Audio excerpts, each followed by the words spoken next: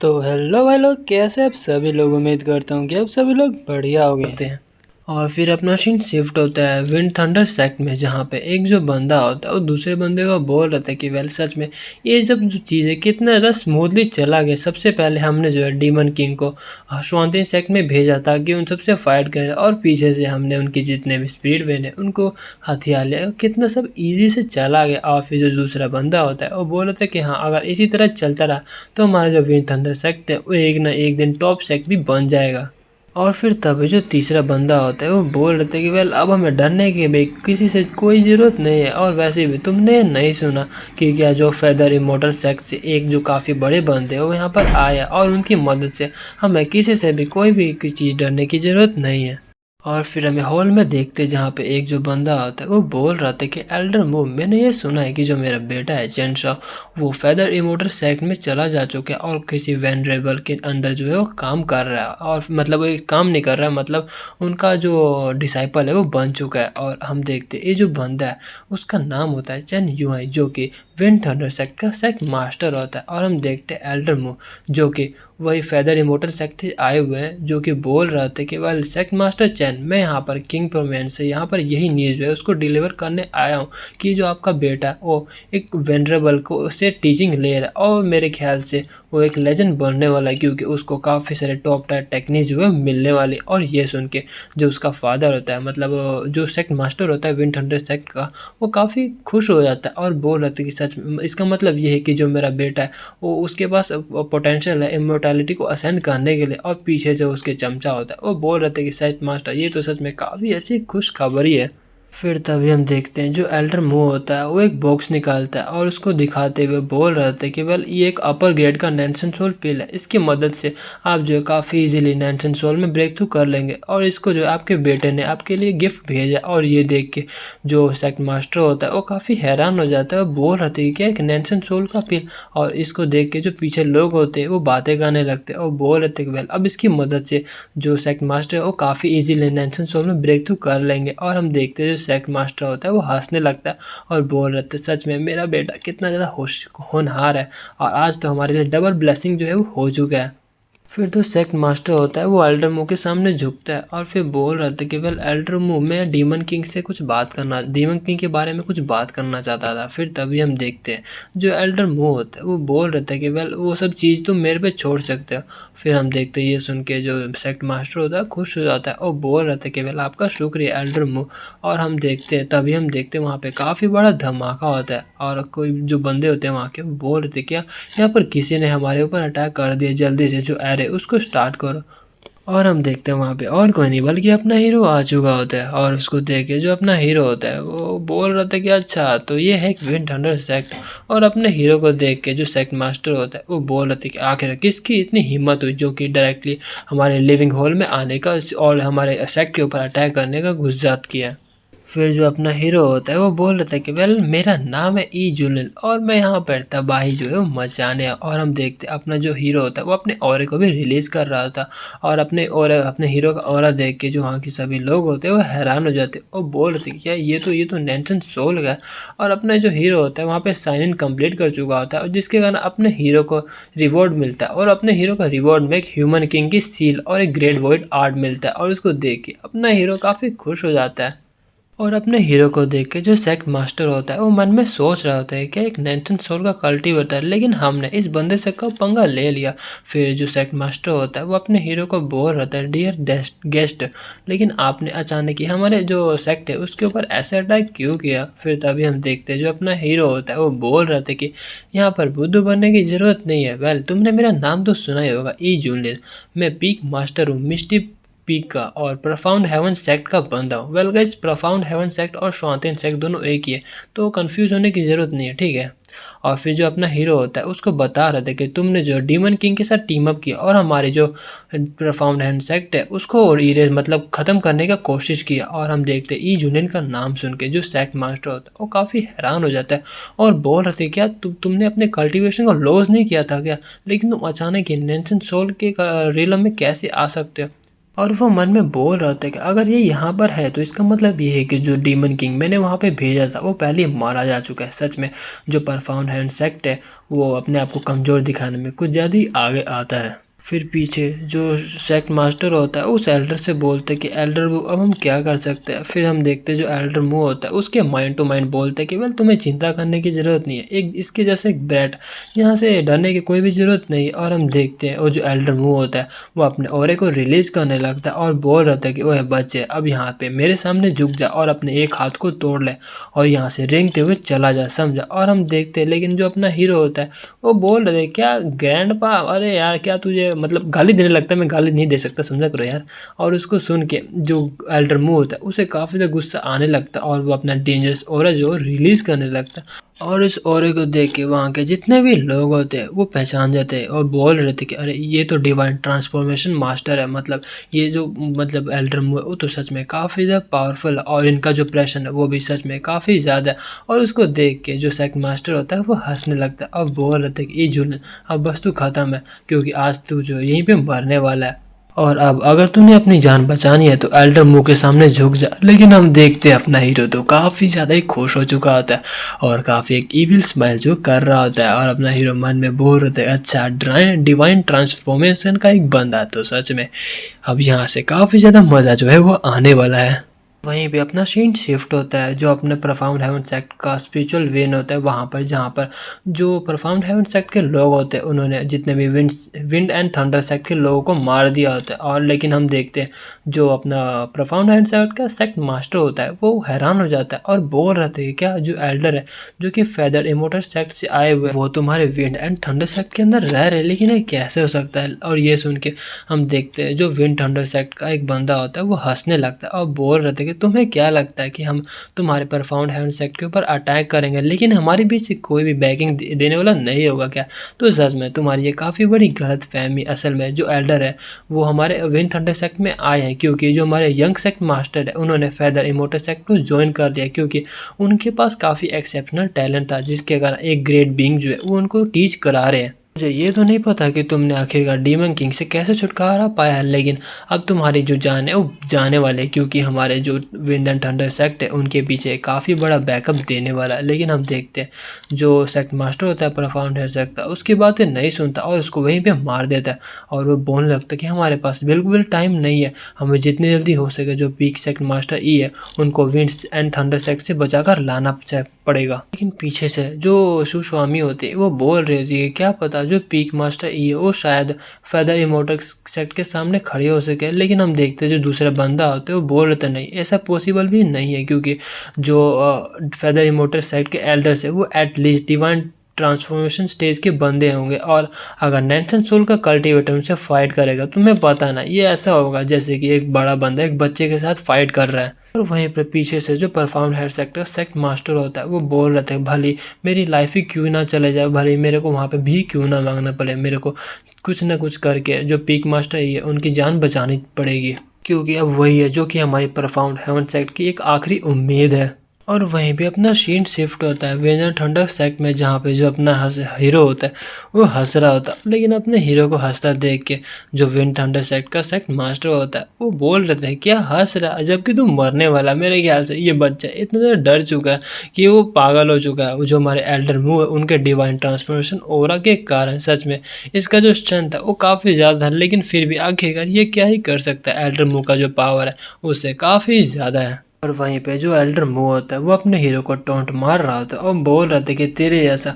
Cultivator जो कि Westland का कल्टीवेटर और वो मेरे सामने फाइट करने की हिम्मत कर रहा है। अगर मैं बताऊं सच में बताऊं तो तुम्हारा जो परफाउंड हेवन सेक्ट है वो मेरे सामने चींटी के अलावा और कुछ नहीं है। और अगर हमारा फेदर इमोटल सेक्ट चाहे तो जो वेस्टलैंड है उसके ऊपर राज कर सकता है, लेकिन वो ऐसा छोटी मोटी चीज़ें कभी भी ट्राई नहीं करता। लेकिन अब तुमने जो है मेरे को काफ़ी गुस्सा दिला दिया जिसके कारण अब मैं तुम्हारे परफाउंड हेवन सेट को भी नहीं छोड़ूंगा, उसको पूरी तरह से ख़त्म करूंगा। लेकिन अपना जो हीरो होता है वो बोलता है कि अच्छा अगर तेरे में हिम्मत है तो ऐसे तू करके दिखा, समझा गया। लेकिन ये सुन के जो एल्डर मुंह होता है वो काफ़ी गुस्सा होने लगता है, लेकिन अपना हीरो वहीं पर नहीं रुकता और बोल रहे थे क्या डिवाइन ट्रांसफॉर्मेशन है, डिवाइन ट्रांसफॉर्मेशन में मेरे लिए कुछ नहीं है, वो बस तू एक मेरे लिए एक छोटा सा कीड़ा है, अगर मैं चाहूँ तो तेरे को तुरंत ही मसल सकता हूँ। लेकिन हम देखते हैं पे जो एल्डर मुंह होता है ये सब सुन के उसे काफ़ी ज़्यादा गुस्सा आ चुका होता है और फिर वो अपने हाथ में एनर्जी से बना हुआ एक बड़ा हाथ बना लेता है और बोल रहे थे कि बच्चे अब तू गया। और हम देखते हैं इसको देख के जो सेक्ट मास्टर होता है वो बोल रहे थे कि एक बार ये जो यहाँ पे मार जाता है तो हम जो है काफ़ी जल्दी प्रोफाउंड हेवन सेक्ट को भी मार देंगे, मतलब ख़त्म कर देंगे। लेकिन तभी हम देखते हैं अपना प्यारा सिस्टम वहाँ पर आ चुका होता है और फिर बोल रहे थे कि वेल होस्ट, ये देखा जा रहा है कि आपके ऊपर एक लेट स्टेज के डिवाइन ट्रांसफॉर्मेशन एनिमी ने अटैक किया, जिसके कारण आपका जो पैसिव एबिलिटी है वो एक्टिव कर दिया गया और आपको जो है पीक स्टेज के डिवाइन ट्रांसफॉर्मेशन कल्टीवेशन जो दिया जा रहा है। और फिर तभी हम देखते हैं अपने हीरो के पास है काफ़ी पावरफुल ओरा जो होता है रिलीज होने लगता है और जितना भी ओल्ड मैन का मतलब वो एल्डरमू का ओरा होता है उसको ख़त्म करने लगता है। और फिर अपना हीरो बोलता है कि क्या डिवाइन ट्रांसफॉर्मेशन, बस तुम्हारे पास इतना ही क्या था, तुम इससे ज़्यादा और कुछ नहीं कर सकते। और ये देख के तो एल्डर मुंह की भी पूरी फट चुकी होती है और वो बोल रही थी क्या तो तुम भी डिवाइन ट्रांसफॉर्मेशन स्टेज के बंदे हो, लेकिन ये कैसे हो सकता है। आखिरकार परफॉर्म हेवन सेक्ट के अंदर एक डिवाइन ट्रांसफॉर्मेशन का कल्टीवेटर भी कैसे आ सकता है। और वहीं पे जो सेक्ट मास्टर होता है वो बोल रहा होता है कि परफॉर्म हेवन सेक्ट सच में अपने आप को अपने पावर को छुपाने में काफ़ी ज़्यादा ही आगे है। और वहीं पे जो ओल्ड मैन होता है वो बोल रहे थे कि लेकिन ऐसा कैसे हो सकता है, एक कंट्री साइड मतलब जो लाइफलेस वेस्टलैंड है उसके अंदर कैसे एक जो डिवाइन ट्रांसफॉर्मेशन का बंदा है वो आ सकता है। वेल गाइस मैं बता देता हूँ यहाँ पे वेस्टलैंड और ये सब क्या क्या बातें चल रही है, ठीक है। एक अच्छे से मैं समरी बता देता हूँ ताकि बाद में आपको समझ आ जाए अच्छे से। तो जहाँ पे अपना हीरो रह रहा है वो एक वेस्ट लैंड है, मतलब जैसे कि आप इसको एक एग्जांपल ले लो, एक कंट्री है जो कि काफ़ी गरीब है लेकिन जो दूसरा कंट्री वो काफ़ी अमीर है। कि जहाँ पे अपना हीरो रहता है वो काफ़ी गरीब कंट्री है, लेकिन हमें ये पता चला जो उस गरीब कंट्री है वो काफ़ी ज़्यादा पावरफुल, मतलब काफ़ी ज़्यादा उसके पास पैसा है, मतलब इतने ज़्यादा पैसा है कि वो अमीर कंट्री को भी टक्कर दे सकता है। तो एक ऐसी तरह समझ सकते हो, ठीक है। अपने हीरो के इस पावर को देख के वहाँ के जितने भी लोग होते हैं वो बोल रहे थे क्या इस बैरन लैंड के अंदर इवन नैनसन सोल का कल्टीवेटर भी फाउंड करना काफ़ी ज़्यादा मुश्किल है। और अगर यहाँ पे डिवाइन ट्रांसफॉर्मेशन का जो बंदा है वो आ गया, ये तो सच में कभी भी किसी बंदे ने नहीं सुना था। और सबसे बड़ी हैरानी की बात तो ये है कि ये जो बच्चा है वो अभी भी काफ़ी ज़्यादा यंग है और इस डिवाइन ट्रांसफॉर्मेशन स्टेज के ऊपर आ चुका है। और वहीं पर जो सेक्ट मास्टर होता है वो बोल रहे थे कि एल्डरमो क्या आप हमें बचा तो सकते हैं ना हमारे विंड हंटर सेक्ट को। और वहीं पे हम देखते हैं जो एल्डर मुंह होता है वो बोल रहे थे वेल तुम्हें शांत रहने की ज़रूरत है अभी, ठीक है, क्योंकि मैं यहाँ पर फेदर इमोर्टल सेक्ट से आया हूँ जो कि किंग प्रोविंस में रहता है। जो मेरी टेक्निक्स है वो यहाँ से भी काफ़ी ज़्यादा भले इसका कल्टीवेशन लेवल मेरे से ज़्यादा है, लेकिन मैं अपने टेक्निक की मदद से इसको मार सकता हूँ। और अपना जो हीरो होता है वो बोल रहा था कि क्या वो बूढ़ा आदमी तू बोल रहा है कि तेरा टेक्निक मेरे से ज़्यादा बेटर है, ठीक है ना, चलो ठीक है एक बार इसको भी देख लेते हैं तेरा बेटर है या मेरा बेटर है। और तो हम देखते हैं जो एल्डर मुंह होता है वो बोल रहा था कि सच में तू कुछ ज़्यादा ही बकवास करता है। हमारा जो टेक्निक है सेक्ट का वो काफ़ी ज़्यादा पावरफुल है, तेरे से तो काफ़ी ज़्यादा ही पावरफुल है। और फिर वो यही बोल के हम देखते हैं वो एक जो अर्थ ग्रेड का टॉप टायर का टेक्निक होता है उसका इस्तेमाल करने लगता है, जिसके कारण वहाँ पे काफ़ी ज़्यादा पावरफुल जो एनर्जी से बना हुआ हाथ होता है वो बनने लगता है। और उस टेक्निक का नाम होता है अत्याई अजूरा वुड पाम। और हम देखते हैं वो जो अटैक होता है वो अपने हीरो की तरफ जाने लगता है और उसको देख के वहाँ गए फेदर जो क्या बोलते हैं विंड एंड थंडर सेक्ट के लोग होते हैं वो बातें करने लगते हैं। वो बोलते हैं कि जैसा कि हमें फेदर इमोर्टल सेक्ट से उम्मीद था, एक अर्थ ग्रेड का टॉप टायर टेक्निक सच में, और जहाँ पर हम है वो मिडल ग्रेड या फिर परफॉर्म स्टेज के अंदर ही रहते हैं और इनका जो टेक्निक है वो कुछ ज़्यादा ही पावरफुल है। और हम देखते हैं जो ये सब सुन के जो एल्डर मो होता है वो भी कुछ ज़्यादा हवा में आ चुका होता है और वो बोल रहे थे कि है बच्चे मैंने कहा था ना भले तेरा कल्टीवेशन थोड़ा सा ज़्यादा हो लेकिन फिर भी तू रहेगा छोटा ही। और फिर हम देखते हैं अपना जो हीरो होता है उससे उसको कुछ भी फर्क घंटा नहीं हुआ होता है और अपना जो हीरो होता है वो बोल रहा था कि हाँ एक छोटा मोटा ट्रिक क्या ले आया तू अपने आप को शो ऑफ करा रहा है, चलो ठीक है मैं असली पावर तेरे को दिखाता हूँ। और यही बोल के अपना जो हीरो होता है वो ह्यूमन किंग सील का इस्तेमाल करने लगता है, जिसके कारण अपने हीरो का एक काफ़ी बड़ा हाथ जो होता है वो क्रिएट हो जाता है। वेल गाइस अपने हीरो का सिर्फ हाथ ही नहीं होता है बल्कि अपना हीरो का पूरा बॉडी जो है वो क्रिएट हो चुका होता है। और इस पावर को देख के जो एल्डर मुंह क्या वहाँ के जितने भी लोग होते हैं उन सब की पूरी फट चुकी होती है। वो बोल रहे थे क्या आखिर किस तरह की ग्रेड है, नहीं हेवन ग्रेड नहीं, सो नहीं ये तो सोवर्जिन ग्रेड के भी बियॉन्ड है, मतलब इतना ज़्यादा पावरफुल टेक्निक यहाँ पर इसके हाथ में कैसे लग सकता है। और हम देखते हैं जो अपना हीरो होता है वो बोल रहे थे ये एक सील है जो कि हेवंस को दर्शाती है और यही बोल के अपने हीरो का जो काफ़ी पावरफुल हैंड होता है वो उसके बुढ़ऊ आदमी के ऊपर अटैक करने लगता है और ये देख के जो एल्डर मुंह होता है उसके पूरी फट चुकी होती है। और वहीं पे वो उसको काफ़ी रोकने का ट्राई तो करता है, लेकिन आखिरकार वो क्या ही कर सकता है। और वो उसका जो अपने हीरो का टेक्निक होता है वो इतना ज़्यादा पावरफुल होता है कि वो उस एल्डर को भी पीछे ढकेल रहा होता है। वो बोल रहे थे कि नहीं प्लीज़ मुझे मुझे माफ़ कर दो, अगर तुमने मेरे को मार दिया तो जो फेदर इमोटल सेक्ट है वो तुम्हें कभी भी नहीं छोड़ेगी। फिर ये सुन के जो अपना हीरो होता है वो बोलते हैं कि अब फेदर इमोटल सेक्ट कोई बात नहीं, अगर वो सभी लोग मेरे को प्रोवोक करने की कोशिश भी करेंगे तो मैं उनके पूरे सेक्ट को ही तबाह कर दूंगा, समझा क्या। और हम देखते तो ये सुन के जो एल्डर मुंह होता है वो बोल रहे थे कि नहीं प्लीज़ मुझे माफ़ कर दो, मैं कभी भी तुम्हारे सामने फाइट नहीं करूँगा। लेकिन हम देखते हैं जो अपना हीरो होता है वो बोल रहा होता है कि क्या हुआ, अब तुझे आखिरकार पता चल रहा है कि आखिरकार मौत किसको कहते हैं। और यही बोल के अपना हीरो उस एल्डर मुंह के ऊपर अटैक कर देता और आपको पता है ना क्या हुआ, उसका काम वहीं पे ख़त्म हो जाता। और ये देख के जो सेक्ट मास्टर होता है वो पहले तो कुछ नहीं बोलता और फिर वो अपने हीरो के सामने झुक जाता है और फिर बोल रहा था कि प्लीज़ डिवाइन लॉर्ड ई मुझे मुझे माफ़ कर दो, ये सब बस एक मिसअंडरस्टैंडिंग थी, हमारा जो विंड एंड थंडर सेक्ट था वो आपके सामने सबमिट करने को राज़ी होता है। और उसके बोलते ही वहाँ के जितने भी लोग होते हैं वो सभी भी झुक जाते हैं और बोल रहे होते कि प्लीज़ हमें माफ़ कर दीजिए, हम आपके एक लॉयल डॉग बन के रहेंगे। फिर जो अपना हीरो होता है वो बोलते हैं क्या एक डॉग,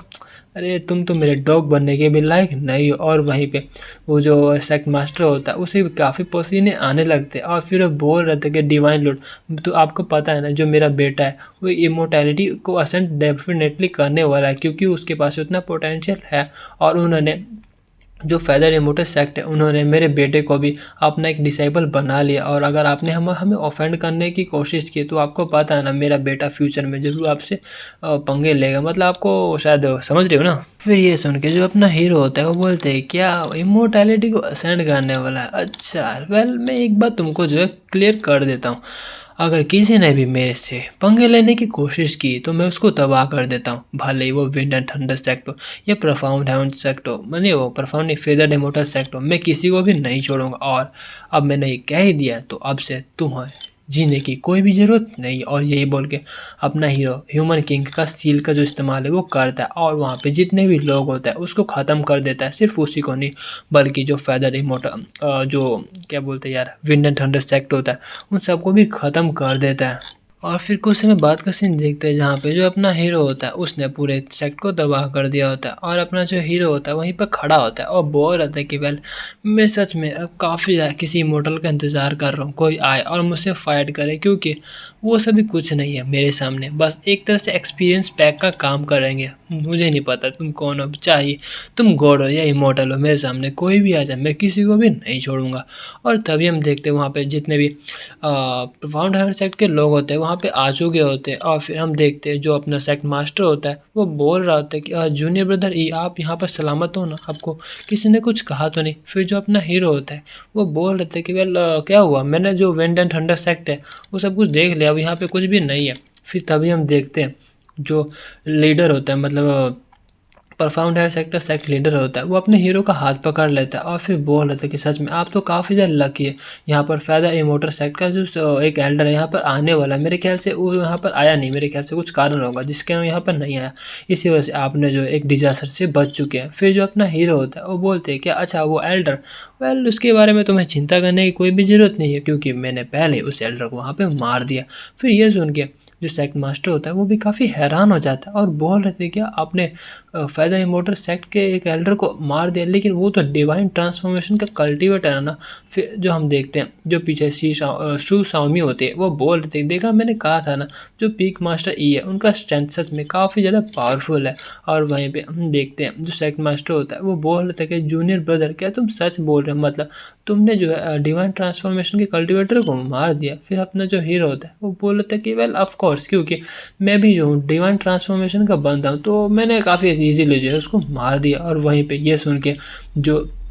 सेक्ट मास्टर होता है वो भी काफ़ी हैरान हो जाता है और मन में बोल रहे थे क्या जूनियर ब्रदर ई जो है डिवाइन ट्रांसफॉर्मेशन स्टेज पे आ चुके हैं, सच में ये तो अनबिलीवेबल है। और वहीं पे हम देखते हैं वो जो बंदा आता है वो बोल रहा था कि वेल सेक्ट मास्टर ई मैंने सुना है कि आपने एक नाइनसेंस सोल के पिल को देखा है, क्या आप हमें दे सकते हैं। फिर तभी जो अपना हीरो होता है वो बोल रहा था कि वेल हाँ मैं तुम्हें दे सकता हूँ, तुम्हें क्या, मैं ये अपने सेक्ट मास्टर को दूंगा। और सेक्ट मास्टर आप जितनी जल्दी हो सके इस स्पेल की मदद से नैन्सन सोल पे ब्रेक थ्रू कर लीजिए, क्योंकि एक बंदे से पूरा जो परफॉर्म है सेक्ट है उसका जो स्ट्रेंथ है वो काफ़ी इंक्रीज हो सकता है। फिर ये सुन के जो सेक्ट मास्टर होता है वो बोलता है कि जूनियर ब्रदर, ये आपके इस यूनिवर्सिटी में सच में मैं आपका तहे दिल से शुक्रिया अदा करना चाहता हूँ। लेकिन तभी जो अपना सिस्टम होता है वो बोलने लगता है कि वेल ये डिटेक्ट किया जा रहा है कि काफ़ी पोटेंशियल डिसाइपल जो है वो 100 माइल के रेडियस के अंदर हमें दिखा है, और वो ट्रू मतलब को और वो एक ट्रू इमोर्टल रैंक का बंदा है जो कि डिमोनिक सेक्ट का मास्टर है। तो होस्ट, क्या आप वहाँ पे उसको रिक्रूट करना चाहेंगे? अगर आपने उसको रिक्रूट कर लिया